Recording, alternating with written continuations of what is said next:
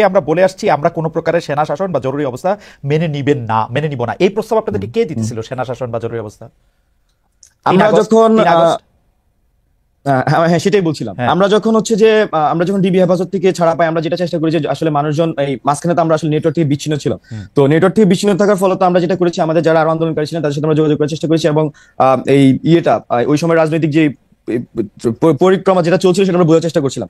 তো এখানে আমাদের একটা সংশয় ছিল মনে, যদি এখানে আমরা তো আসলে তখন যে আর্মির অবস্থান সেটা আমাদের 3রা আগস্ট ক্লিয়ার ছিল, তো এটা আমাদের কাছে একটা সংশয় ছিল আসলে এখানে 111 হওয়ার পসিবিলিটি। যারা মজুমদার, আপনি যদি আমাকে একটু সাহায্য করেন, কারণ আপনারা ইয়াং জেনারেশন, আমি আপনাদেরকে খুবই ভালোবাসি এবং আমি মনে করি যে 5 আগস্ট যে শেখ হাসিনার পালাতে হয়েছে, আপনারা রক্তের বিনিময়ে রক্ত সমুদ্রে দাঁড়িয়ে এবং আরো অনেক সাংঘাতিক কিছু হতে পারতো। আমরা আজকে বাকের মজুমদারের সাথে কথা বলতেছি কামাল ভাই, বাকের মজুমদারও এখানে মারা যেতে পারতো, কারণ ও সবসময় রাস্তায় ছিল। এই শ্রদ্ধা, এই ভালোবাসা আমার সবসময় থাকবে, শুধু আপনি না, আপনাদের সাথে আরো যারা ছিলেন, নাহিদ বলেন, মাহফুজ বলেন, আসিফ বলেন, সার্জিস বলেন, হাসনাত বলেন, সবাই। কিন্তু ঘটনা হইতেছে যে আপনারা যে কথাগুলি বলতেছেন সেগুলি আমরা বুঝতে পারতেছি না কেন। যেমন আপনি বলতেছেন যে 3 আগস্ট থেকে আমাদের কোনো প্রকার সেনা শাসন বা জরুরি অবস্থা আমরা মেনে নিব না, 3 আগস্ট থেকে আমরা বলে আসছি। আমার কথাটা হচ্ছে যে 3 আগস্টে আপনাদেরকে কেউ, এটা ইতিহাসের জন্য যারা জরুরি, যে সেনা শাসন বা এইটার কোনো প্রস্তাব আপনাদের কাছে আসছিল? আপনারা এটা কেন বলতেছেন? এখানে আমরা আশঙ্কা করছিলাম, যেহেতু আমরা আন্দোলনে ফেস আকারে ছিলাম, আমাদের সাথে বিভিন্ন অংশীজন কিন্তু যোগাযোগ করছিলেন, বিশেষ করে আমরা যখন 1 দফা ঘোষণার প্রস্তুতি নিচ্ছিলাম তখন আসলে হোয়াট উইল বি নেক্সট কোশ্চেনটা কিন্তু আমাদের সামনে ছিল।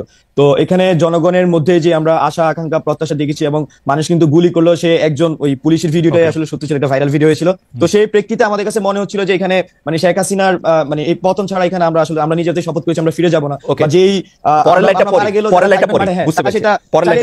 আমাদেরকে বারবার ক্যান্টনমেন্টে যেতে বলা হলো, আমরা যেতে অস্বীকার করি। 3 আগস্টের কথা বলা হচ্ছে, বারবার ক্যান্টনমেন্টে কে যেতে বলতেছিল আপনাদের?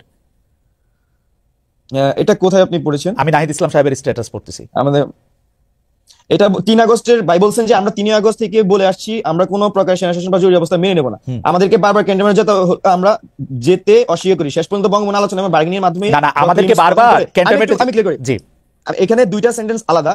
3 আগস্টের থেকে বলে আসছে সেটা যেমন এটা একটা আলাদা সেন্টেন্স, আর পরেরটা যেটা বলছে সেটা মূলত 5 আগস্ট পরবর্তী সময়ে। আমি তো পুরো পরিক্রমার সাথে কানেক্টেড ছিলাম, সেজন্য 5 আগস্ট থেকে আপনারা ক্যান্টনমেন্টে যাইতে চান নাই? এখানে আমাদের 5 আগস্ট পরবর্তী সময়ে আমাদেরকে ক্যান্টনমেন্টে যাওয়ার জন্য আহ্বান করা হয়েছিল। তো এখানে আমরা তখন সিদ্ধান্ত নিয়েছিলাম আমরা ক্যান্টনমেন্টে যাব না, আমরা হচ্ছে যে সেটাই বলতে চাচ্ছি যে 5 আগস্টে আপনাদেরকে ক্যান্টনমেন্টে যেতে বলা হয়েছে, তখন আপনারা বলছেন যে আপনারা ক্যান্টনমেন্টে যাবেন না, তাই তো? জি জি জি জি। তারপরে আপনারা পরে 5 আগস্ট পরবর্তী সময়ে আমি আপনাকে এক্স্যাক্টলি না, আমরা ক্যান্টনমেন্টে যাইনি, ক্যান্টনমেন্টে আমরা যাইনি, বঙ্গভবনে যাওয়া হয়েছিল। ভাই পরের লাইনে খুবই স্পষ্ট করেছেন, শেষ পর্যন্ত বঙ্গভবনে আলোচনা ও বার্গেনিং এর মাধ্যমে। ওকে, ক্যান্টনমেন্টে যাইতে বলা হয়েছিল কি 5 আগস্ট শেখ হাসিনা পালায় যাওয়ার পরে? সেটাই বুঝতে চাইছিলাম, পালায় যাওয়ার আগে নাকি? সেটাই পালায় যাওয়ার পরে। ওকে, জনাব বাকের মজুমদার, আসছি আবার আপনার কাছে। আপনাকে অনেক ধন্যবাদ। জনাব মাসুদ কামাল, এই কথা ঠিক যে আপনি বারবার প্রশ্ন করছেন এই সরকারের বা উপদেষ্টাদের কার্যক্রম, লেজিটিমেসি, তারপরে তাদের স্পিরিট সম্পর্কে, কিন্তু আমি এই কথাটা বলতে চাইছিলাম যে আপনি উপদেষ্টাদের কথা বলছেন যে তারা কে জুলাই আগস্টের স্পিরিট আসলে কেমনে ধারণ করে। তা আমার কাছে সাধারণ একটা লিটমাসের কথা আমি বলছিলাম, যেহেতু তারা শেখ হাসিনার সুবিধার জায়গা থেকে শেখ হাসিনার সাথে তারা হাত মেলান নাই, শেখ হাসিনার ইয়াতে খপ্পরে গিয়া পড়েন নাই বা ভালোবাসায় গিয়া পড়েন নাই বা সেই জন্যই তো তাদেরকে বলা যেতে পারে যে তারা এই স্পিরিটের মধ্যে ছিলেন। আপনি একটু কন্টিনিউ করেন, আমি পরের প্রশ্নটা একটু করতেছি আপনাকে। এটা না, আপনার এই লজিকটা এখানে আমি মনে করি গ্রহণযোগ্য নয়। এই কারণে শেখ হাসিনার সঙ্গে ছবি তুলে নাই এমন লোকের সংখ্যাই কিন্তু বেশি, শেখ হাসিনার সঙ্গে যে তেল মারে নাই এমন লোকের সংখ্যাই এই দেশে বেশি ছিল। তো আমি বলেছি যারা তেল মারে নাই, যারা তার সঙ্গে ছবি তুলে নাই, তাদের মধ্যে যোগ্যতা, এক একটা কাজের জন্য এক একজন লোক যোগ্য হয়, সেই যোগ্য লোকটাকে যোগ্য জায়গায় বসানো হয় নাই।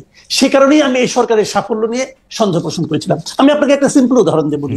এই বাকের মজুমদার, আপনি বললেন যে ও রাজপথে ছিল, ঠিক আছে ছিল, ও রাজপথে থাকাকালীন যাই যে ওকে বলতেন যে বাকের তুমি ভাই আন্দোলনটা খুব মন দিয়ে করো, কারণ যদি তুমি এই আন্দোলন করে শেখ হাসিনার পতন ঘটাইতে পারো তাহলে আমরা নূরজাহান বেগমকে দায়িত্ব দেবো দেশের স্বাস্থ্য ব্যবস্থাকে ঠিক করার জন্য।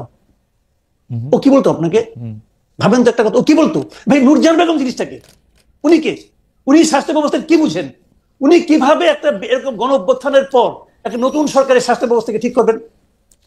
সেই কাজটাই কিন্তু করা হয়েছে। নূরজাহান বেগম কি গৃহবধূ একজন মানুষকে ঘরের থেকে ডেকে এনে ওনাকে দেওয়া হয়েছে স্বাস্থ্য না, ব্যবস্থা ঠিক করে। কিন্তু কামাল ভাই, সমস্ত ক্ষেত্রে এগুলো কামাল বলা ভাই, হয়েছে। এইটা তো আমি এটা তো- বলি, এটা শেষ তো- করি আপনাকে। জি, বলেন। এটা তো লিডারের চয়েস। আমরা কিন্তু দেখেছি যে কোচ অনেক সময় সবচেয়ে ভালো খেলে That's the আসা লোকটাকেও point. খেলায় না। আপনি তো আমার পয়েন্টে বলে দিচ্ছেন ভাই। জি। আমি তো ওই কথাটাই বলছি, তো choice- এটা লিডারের চয়েস। জি, And that was the tragedy. আমাদের লিডারের একটা ব্যাড চয়েস। আমাদের লিডার এমন একটা চয়েস, ওই চয়েসটা দেখার পরেই তো আমি মন্তব্য করেছি যে এরা পারবে না, চয়েসটা ভালো হয়নি। উনি চয়েস করার সময় উনি সিরিয়াস ছিলেন না। আমি এই কথাটাই বলছি, বারবার বলি যে আমরা যে গভর্নমেন্টটা পেয়েছি, একটা নর্মাল গভর্নমেন্ট এবং একটা গণঅভ্যুত্থানের গভর্নমেন্ট আকাশ পাতাল পার্থক্য হবে, তার প্রত্যেকটা চিন্তা, তার প্রত্যেকটা আচরণের মাধ্যমে। অথচ আমরা একটা তারা হবে শার্প, তারা হবে তাৎক্ষণিক। আমরা একটা গভর্নমেন্ট পেয়েছি যেন লেথার্জিক গভর্নমেন্ট। আমি এই কথাটাই বলেছি, এবং তারা নন সিরিয়াস গভর্নমেন্ট। আপনি দেখেন, আমি একটা সিম্পল একটা উদাহরণ দিয়ে বলি আপনাকে। আপনি তো অনেক লোকের অনেক ইন্টারভিউ নিয়েছেন, দেখেছেন। আপনি নুরুল কবির সাহেব যে ইন্টারভিউটা নিলেন আমাদের হ্যাঁ, ডক্টর ইউনূস সাহেবের,